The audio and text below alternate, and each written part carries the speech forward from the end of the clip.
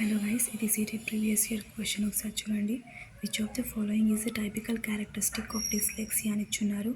Options అయితే చూడండి ఒకసారి.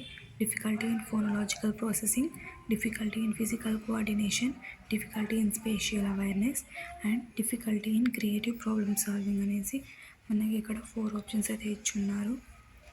ఒకసారి అయితే డిస్లెక్సియా గురించి అయితే ఒకసారి చూద్దాం. ఇక్కడ చూసుకుంటే డిజేబిలిటీ ఇన్ రీడింగ్ అనమాట. 2 టైప్స్ ఆఫ్ డిజేబిలిటీస్ ఉంటాయి చిల్డ్రన్స్ రీడింగ్లో. వచ్చేసి డిస్లెక్సియా, అలెక్సియా అనమాట.